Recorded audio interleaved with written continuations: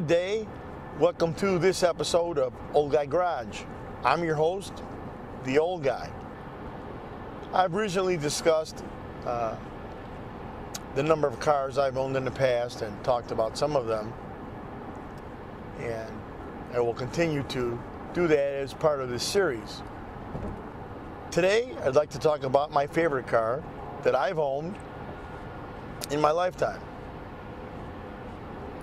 And it was not an easy decision to make. It came down to two cars, which I owned at different times in my life. Ironically, they were both two-seat sports cars. One was made in Bowling Green, Kentucky, hint, hint. The other one was made in Japan. I'll let you think about that for a few minutes. They both handled well, both surprisingly roomy for the configuration and size. One was much faster than the other one. They both handled well, but differently. I had the first one for 4 years and the second one for 7 years. I was able to spend a lot of time with both vehicles. There was one significant difference between the two. One had a manual transmission, a 4-speed, and the other was an automatic, which was okay. I enjoyed them both. You know, when you've owned a manual trans car, and I've had a few of them, you do tend to miss the exhilaration and the control of shifting. They both have a lot of pros and not a lot of cons. With the manual, you know, it's not a party to get stuck in traffic. And with an automatic, you just don't have the same exhilaration as you do when your foot's to the floor and you're hunting for the red line, looking for the next shift point. Not wanting to keep you in suspense any longer, I will let you know. One car was a 1974 Datsun. Yes, it was still called Datsun back then. 260Z. And the number 6 is very important, because the name of that car, or the numbering sequence of those cars, reflected the size of the engine. So the 240 was basically 2.4 liter, 260 2.6 liter, and on and on and on. The 240 and 260 were dual carbureted cars. The 280 had fuel injection. The other vehicle, which you've already guessed, was a 2000 Millennium Yellow Corvette Coupe. A car I waited a long time to buy. I'm having a difficult time picking between the two. As I said earlier, I owned them at different times in my life, different responsibilities in my life, way different income levels in my life. Back in the 70s, that 260Z was easily the handling equivalent of that era's Porsche 911. I've driven them both, and I tell you that with extreme confidence. As far as straight line speed, even back then, well, let's be honest, he was just a dog. Magazine writers can say what they want. It was a light car, could have been faster, just didn't have much power off the line. I did race a C3 Corvette one day, stoplight, and guy pulled up to me, revving his engine. I had a friend of mine in the car, and he said, do it. He said, nah, we're gonna get clobbered. No, come on, do it. No, we got clobbered. Wasn't even close. And that was back probably racing a Corvette that had 240 horsepower. I don't know, I'm guessing. But besides that, it handled extremely well. And even a bigger surprise,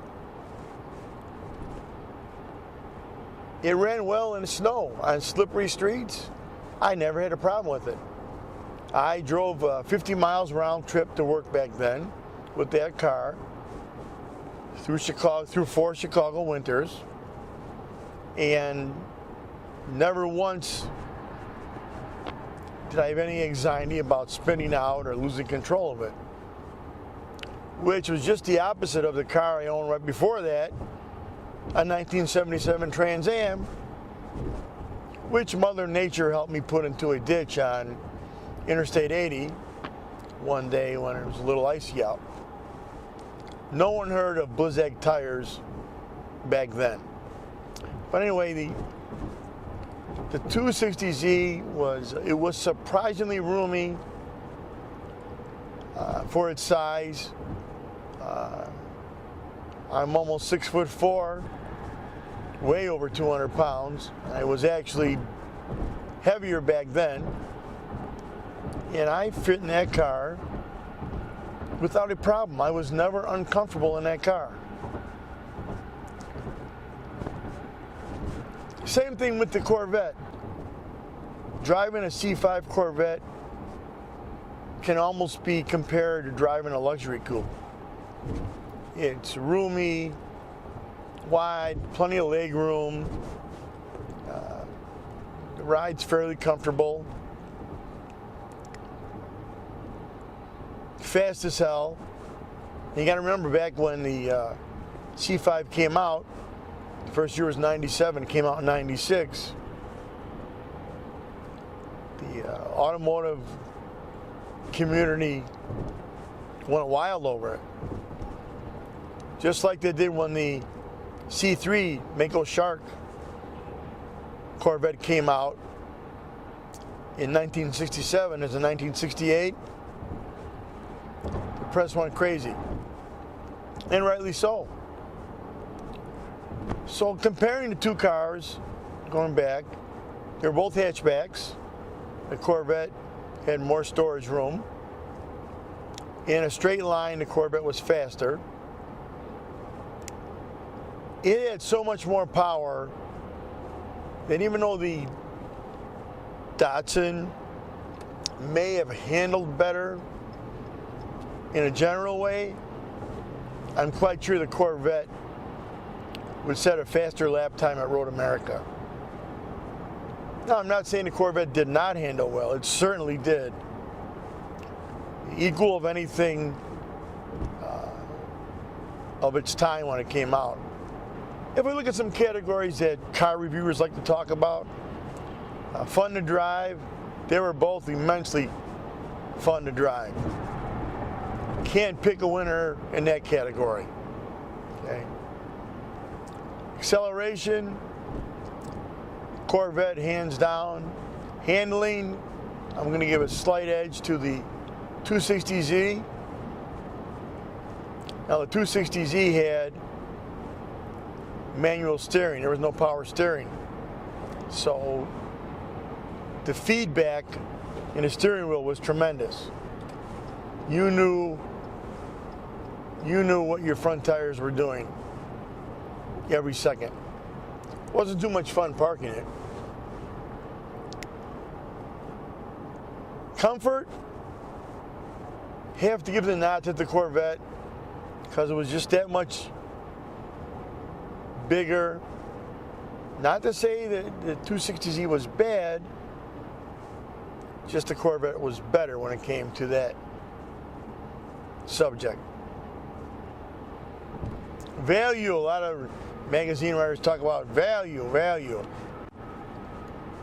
When I had my Corvettes, I got tired of hearing the magazine writers saying, well, it's the best value in the world when it comes to power and handling.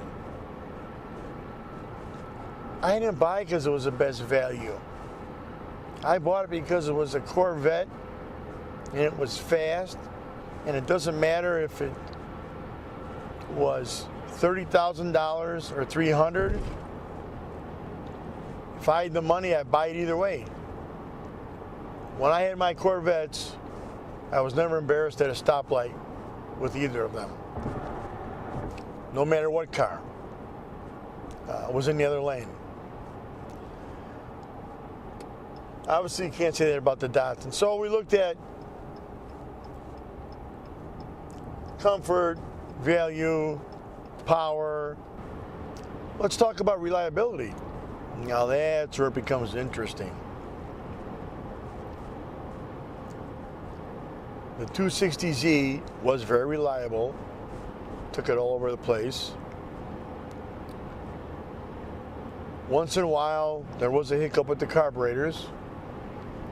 I was actually advised to find a pair of carburetors off a 240Z and swap them out. And that made a hell of a difference in drivability and a little bit in power.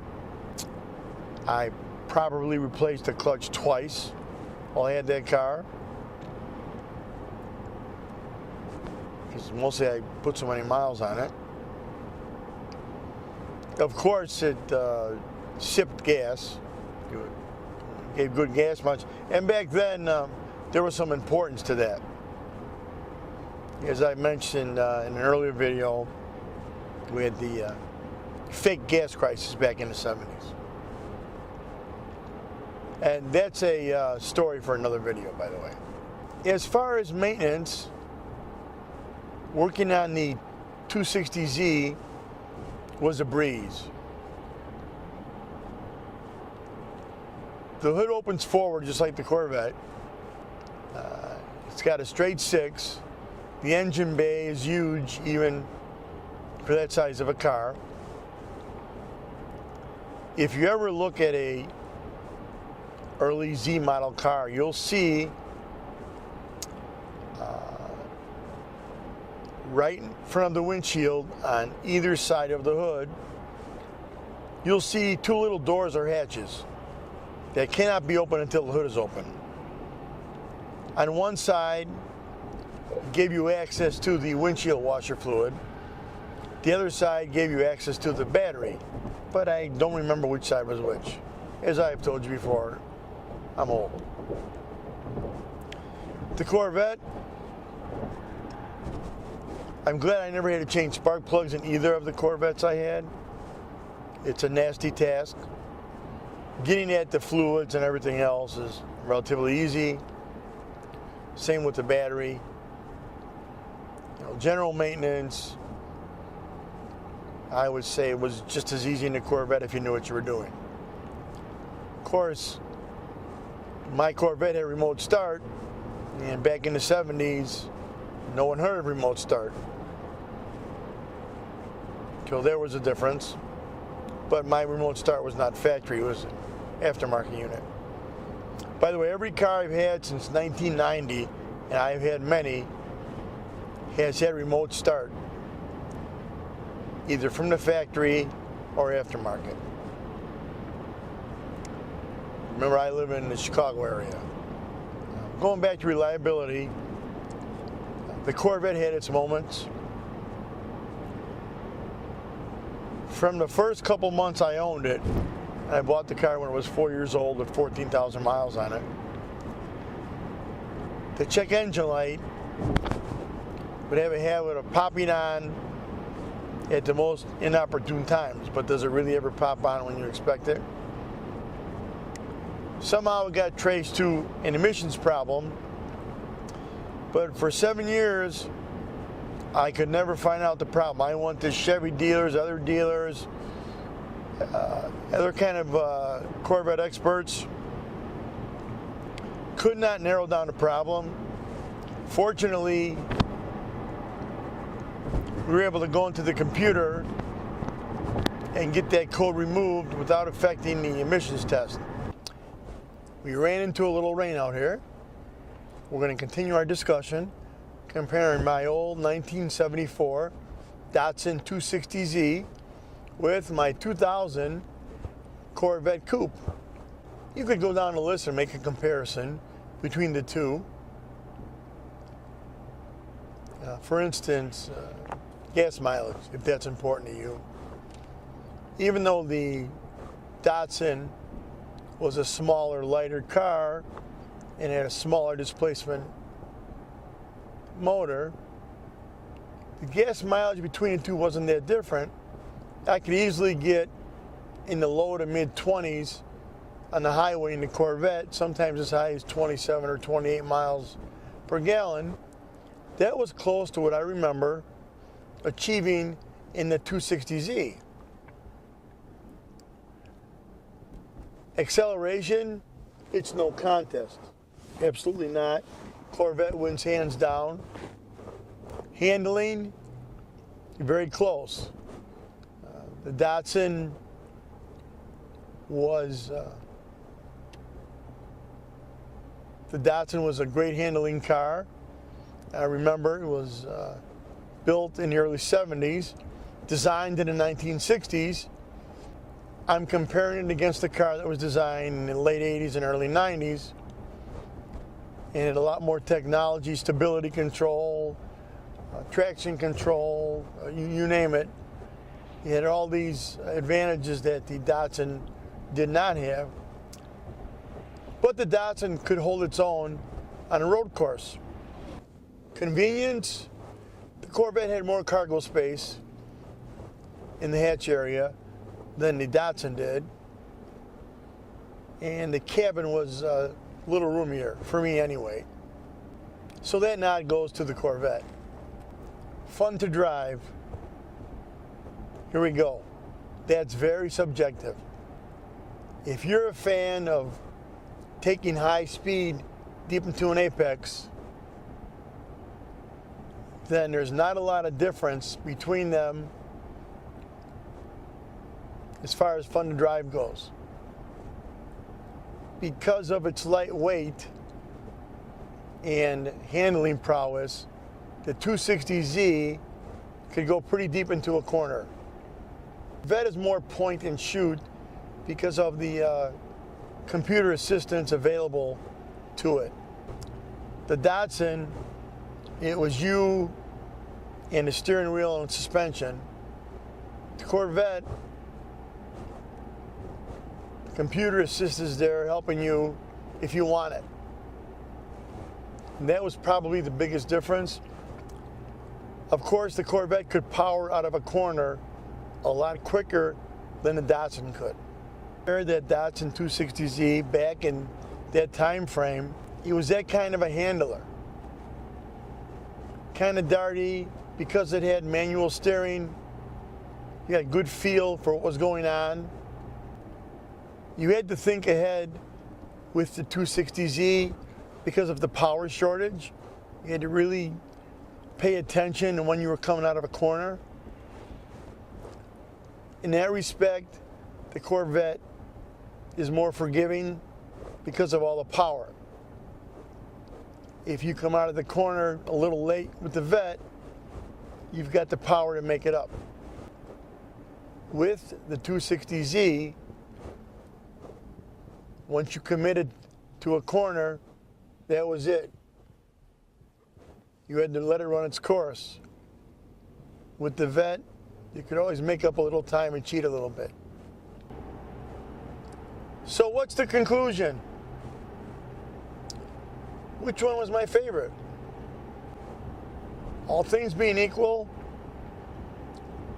both cars in top-notch mechanical shape. To answer the fun to drive question, and this is a tough one, all things being equal, and understanding that most of the time we're driving on public roads, I have to give the nod to the 260Z as far as fun to drive goes, with the caveat that most of the driving is done on public roads. If I knew I could spend more time on a road course or a drag strip, then I would have to give the nod to the Corvette. But in real life, that's not the case. So if I had to pick one of those cars based on fun to drive, okay, with the consideration that they're both in good mechanical condition, I would have to go with the 260Z. Based on my experience, which is tens of thousands of miles and many, many years. As far as which one was my favorite car, that's still a tough question for me. If I factor in all the memories, it makes it even tougher.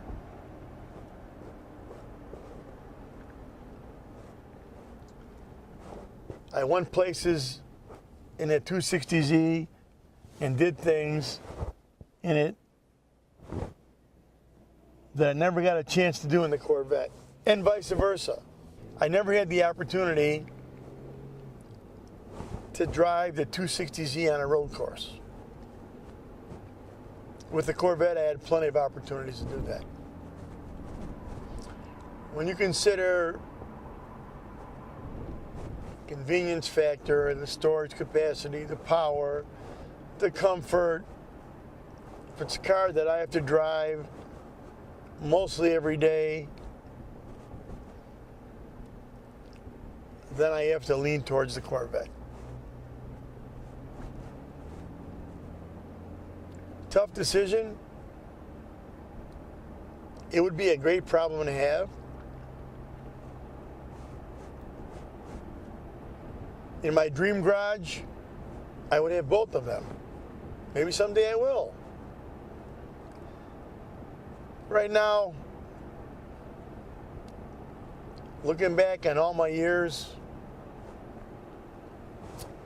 in this hobby, all the cars I've had the chance to drive. My number one all-time favorite car that I've owned is my 2000 C5 Millennium Yellow Corvette Coupe.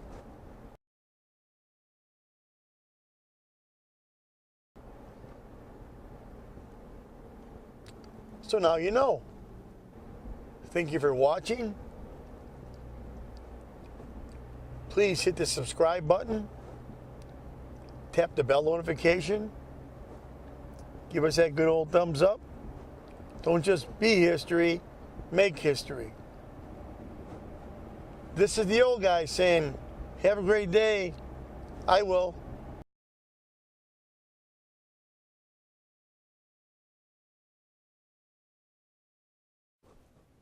What I'm holding in my hand here is not a watch, nor does it tell time. It is actually a remote control for my video camera. And as I explained in an earlier episode, I have yet to purchase a GoPro. I'm using a camera from a company called GitUp. Not Giddy Up, GitUp, G-I-T-U-P. Apparently it's one word. And the particular model I'm using is called a Git2, G-I-T number 2. And I found this accessory actually on Amazon, where I originally bought the camera. And although it looks like a watch, it has buttons on here to control the camera. I could snap a picture, start the video, stop the video, actually turn the power off on the camera if I wanted to. Interestingly, you cannot turn the camera on with this remote control. I wanted to show you my contribution to safer mobile video recording. So there it is. I colored the button silver because, as I said before, I'm old, so sometimes those things help. And there it is, the GitUp, Git2 watch remote control.